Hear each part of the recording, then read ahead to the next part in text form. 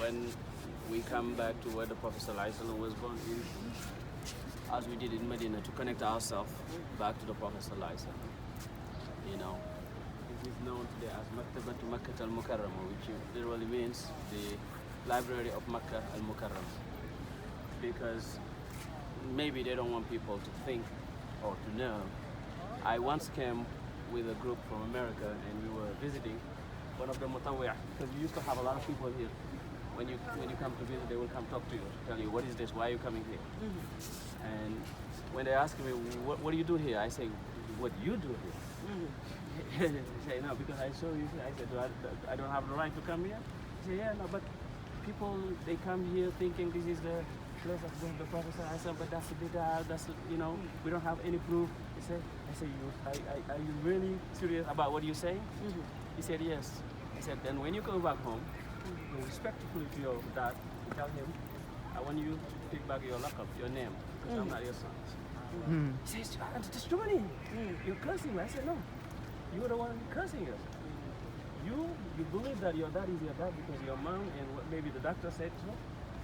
Two people told you that this is your dad, you believe? Me, thousands of books tell me the Prophet was born in here, and you don't want me to believe it? And among those people who wrote that he was born in here, they were udul, people who were very, you know, upright. And I'm not sure if your mom or the doctor is, and you believe it. So if you can take the last name of your dad, so believe you had the Prophet. So what did he say? I'm sorry. I mean, he was, you know, he didn't know how to say. He was very mad, but he shut that. He let us. So the Prophet ﷺ, actually, he was born in here.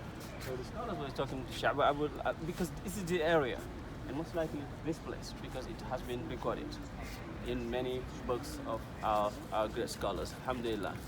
And he was born in here and grew up in this area. When we talk about Sha'ba Abi Talib means the house of his uncle, Abu Talib. Abu Talib is the brother to the Prophet ﷺ's father. Please let us listen a little bit. Okay? So as Imam said it, the Prophet ﷺ, before he was born, his father passed. That's the most famous and the most, authentic narration. There are people who say 28 months after the father, after his birth, the father passed, but some say 2 months before, during the Haml. Meaning, the bottom line is the Prophet ﷺ was born. His father passed before he was born, so he was born an orphan, and he grew up here with Abu Talib, his uncle, and Abdul Muttalib, and his mother Aminata. Aminata passed 6 years after the Prophet ﷺ's birth, and Abdul Muttalib passed 8 years after the Prophet ﷺ's birth. So he stayed with Abu Talib and his wife, Sayyidatuna Fatima bint Asad. One of our scholars say that if you write Fatima bint Asad on a qabr, that person will not be burned, that will not be punished. Fatima bint Asad is the mother of Sayyidina Ali, who raised the Prophet ﷺ. And it was narrated that when she passed, the Prophet ﷺ lay down in her grave before they put her there, because the Prophet ﷺ loved her. She was his mother after his mother, as he said to Ayman, Ummi ba'da Ummi. So for 25 years the Prophet was here as a young man. He never traveled. He just traveled when he was 12, and when they see the Rahib Bahira convinced them, then they came back. So when he was around 25, he started doing business with Sayyidah Khadija radiallahu ta'ala anha, who was one of the richest people in Makkah, one of the most respected people in Makkah. And the Prophet ﷺ went, and she sent Maysura to see the Prophet ﷺ because she heard about him, but she wanted to know more about the Prophet ﷺ. And Maysura saw some miracles. Those miracles in Sunnah, we call it irhas. Mu'jiza is after he became a prophet. The irhasat are the signs that show he would be someone.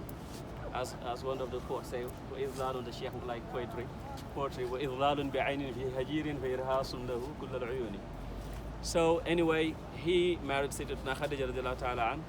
radiallahu ta'ala anha, when he became 25. And according to some scholars, Khadija was 40, 15 years older than Rasul sallallahu alaihi wasallam. She supported and did everything she could. We talk about the first believer. Some say Abu Bakr, some say Ali, some say, but Khadija radiallahu anha, bila shak, she's the first mu'minah, you know. And as the Sheikh said, when the Prophet sallallahu alaihi wasallam became a prophet, it was very tough. The first 3 years they were hiding somewhere here in Dar al-Arqam in Abil Arqam. But after that, Allah Ta'ala told him to go out with the message. When he did that, then it became, you know, a war against him and his Sahaba. So the Prophet ﷺ is protected by Allah. They could do everything, but they couldn't kill him. But they started killing, because the first one that they killed was Sumayyah, a woman. The first person who lost their life in Islam was a woman, Sayyidatuna Sumayyah. So the Prophet ﷺ decided for the Sahaba to go out of Makkah for Hijrah, but he couldn't go. And Abu Bakr, of course, if the Prophet cannot go, Abu Bakr cannot go. And few people who were around him, Sayyidina Ali, for example. So in the year 7, they decided, they made like what the Sheikh called al-hisar, the sanction or the boycotts. You know, they would not do any business with them, not even a salam. And this boycott took 3 years. 3 years. Hasar, right? Yeah, the Hisar. Yeah. So they were somewhere around here. Yeah. You know, nobody had to do nothing with them. Even if you if you are not a Muslim, but you have sympathy with the Prophet from the Banu Hashim, you're part of the Hisar. So, and this took 3 years. The Prophet ﷺ, one day he said to his uncle, well, something happened to the waraqah that on which they wrote the boycott, you know, declaration. You know, Akalatul Arada. And Abu Talib informed them. They were laughing. So they say that waraqah is very protected. Nothing can happen to it. And Abu Talib said, what if what he says is true? They say, if it is true, then we're gonna let you. We're gonna end the boycott.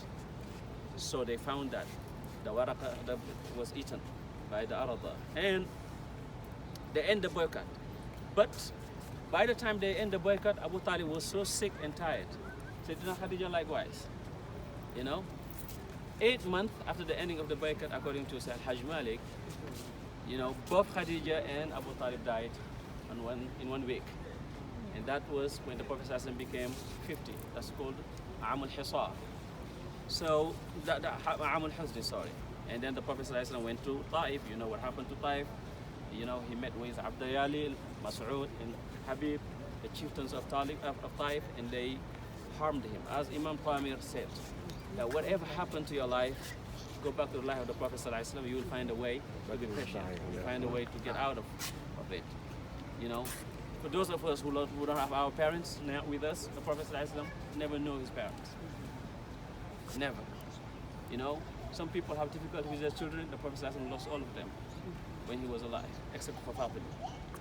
You know, all his children came from Khadija radiallahu ta'ala anha, but all of them passed except for Fatima. You know, if people are, you know, rude to you, they do this and this, what they didn't do to him. وَبَعْدَ سَبٍّ وَتَدْلِيلٍ وَتَصْفِيحَةٍ أَخْفَهُ مَا أَخْفَهُ, as the Pope said. So they did everything to the Prophet. That's why when we come back here, it's not just to rejoice, it's not just to enjoy, it's not just to, but it is for us to go back to his akhlaq,